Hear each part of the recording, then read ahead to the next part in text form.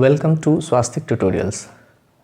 Students, Bihar board 2021 की जो board परीक्षा है 12th क्लास की, उसमें सिलेबस नहीं घटाया गया है।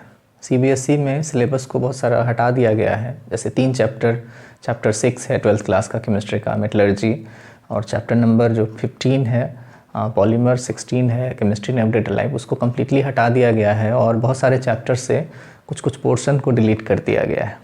लेकिन बिहार बोर्ड में किसी चैप्टर में से किसी पोर्शन को नहीं हटाया गया है। हाँ, क्वेश्चन को आसान बनाने का कुछ एक प्रयास किया गया है। तो क्या चेंजेस किया गया है और उसमें आप कैसे ज़्यादा से ज़्यादा मार्क्स ला सकते हैं, उसी के बारे में ये वीडियो है। तो वीडियो को जो है सो आप लाइक कर लीजिएगा और चैनल को सब्सक्राइब कर लीजिएगा, ताकि बिहार बोर्ड में केमिस्ट्री की तैयारी के लिए भी आपको लगातार इस चैनल पर वीडियो मिलते रहेगा। तो यहाँ पर हम लोग देखें बिहार बोर्ड में केमिस्ट्री का क्या सीन है। टोटल जैसे 100 मार्क्स का एग्ज़ाम है, तो 100 मार्क्स में पहले तो 70 मार्क्स का हम लोगों के पास जो है सो थ्योरी पेपर होता है और 30 जो है सो प्रैक्टिकल होता है। 30 नंबर का प्रैक्टिकल होगा और 70 मार्क्स का थ्योरी है। और ये जो थ्योरी है वो 2 पार्ट में बटा हुआ है, ऑब्जेक्टिव और सब्जेक्टिव। ऑब्जेक्टिव कितने मार्क्स का होगा, तो 35 नंबर का ऑब्जेक्टिव सवाल आएगा और 35 नंबर का सब्जेक्टिव सवाल आएगा। ये है सिचुएशन। और इसमें मुश्किल क्या है कि ये जो ऑब्जेक्टिव है 35 नंबर वाला, इसमें आपको अलग से पास करना है। ये जो सब्जेक्टिव है 35 नंबर का, इसमें अलग से पास करना है। और ये जो 30 नंबर का प्रैक्टिकल है, इसमें अलग से पास करना है। जो सबका कट ऑफ है वो सब में आपको 33% मार्क्स लाना है। अगर कोई बच्चा ऑब्जेक्टिव में सिर्फ 35 में 35 ले आता है और सब्जेक्टिव में 0 लाता है तो भी फेल हो जाएगा। प्रैक्टिकल जैसे है उसमें अगर कोई एब्सेंट हो जाए या फेल हो जाए तो भी वो फेल हो जाएगा। तो ये थोड़ा सा आपको ध्यान रखना है कि सभी पार्ट्स में आपको इंडिविजुअली पास करना है, तभी आप जो है सो पास करेंगे। अब ये जो ऑब्जेक्टिव और सब्जेक्टिव है उसमें कैसे कैसे क्वेश्चन आएंगे, कितने कितने मार्क्स के, ये डिटेल हम लोग देख लेते हैं। यही सिचुएशन फिजिक्स में भी है और यही सिचुएशन बायोलॉजी में भी है। 70 मार्क्स का जो भी पेपर है उसमें यही सिचुएशन है। तो इसमें आपसे 35 ऑब्जेक्टिव क्वेश्चन को अगर हम लोग देखें तो ऑब्जेक्टिव क्वेश्चन में मल्टीपल चॉइस क्वेश्चन होता है जिसका 4 आंसर दिया रहता है, 1 आंसर करेक्ट होता है। तो इसमें आपसे 70 क्वेश्चन पूछा जाएगा, लेकिन आपको आंसर कितना करना है, तो सिर्फ 35 क्वेश्चन को आंसर करना है। टोटल 70 क्वेश्चन रहेगा, जिसमें से आपको 35 क्वेश्चन को सॉल्व करना है।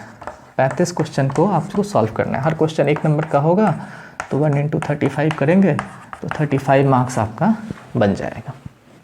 और इसमें आपको जो सवाल सही आता हो उसी को टिक करेंगे। OMR शीट पे कलर करना होगा, तो जो सवाल सही आए उसमें से 35 सवाल आप पहले क्वेश्चन पेपर पे देख लीजिएगा और उसी को OMR शीट पे कलर कर देना है।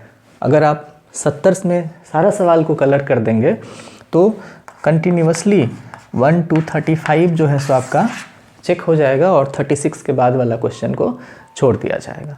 और अगर कभी ऐसा हो कि 1 to 35 जो फर्स्ट पार्ट है उसमें आप 10 सवाल नहीं बनाए और 35 के बाद जो है सो आप सारा सवाल बनाए हुए हैं और वो सही भी है, लेकिन तब भी आपको 10 सवाल का नुकसान हो जाएगा।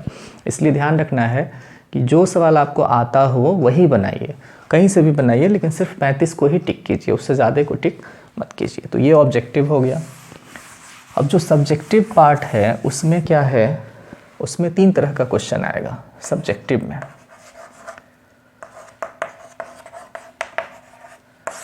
सब्जेक्टिव में आपके पास शॉर्ट आंसर आएगा, 2 तरह का मेनली आएगा।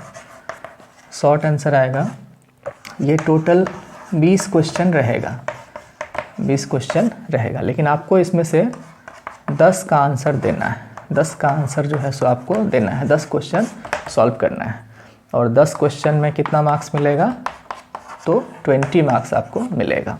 हर क्वेश्चन 2-2 नंबर का होगा। ये शॉर्ट आंसर क्वेश्चन 20 रहेगा और उस 20 में से कोई भी 10 क्वेश्चन आपको सॉल्व करना है। ऐसा नहीं, सीबीएसई में क्या रहता है, एक क्वेश्चन उसके नीचे और दिया रहता है, यहाँ ऐसा कुछ नहीं है। यहाँ टोटल 20 क्वेश्चन रहेगा, उस 20 में से कोई भी 10 क्वेश्चन आप बना सकते हैं। सभी क्वेश्चन का मार्क्स 2-2 नंबर का रहता है। फिर है हम लोगों के पास लॉन्ग आंसर क्वेश्चन।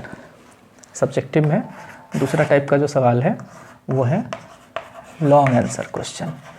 तो लॉन्ग आंसर क्वेश्चन टोटल 6 दिया रहेगा और 6 में से आपको आंसर कितना का लिखना है, 3 का आंसर लिखना है। हर क्वेश्चन 5 मार्क्स का होगा, तो टोटल जो है सो 15 मार्क्स ये आएगा। तो 20 मार्क्स शॉर्ट आंसर का और 15 मार्क्स लॉन्ग आंसर का, तो ये आपका जो है सो 35 मार्क्स का ये सिलेबस हो जाएगा।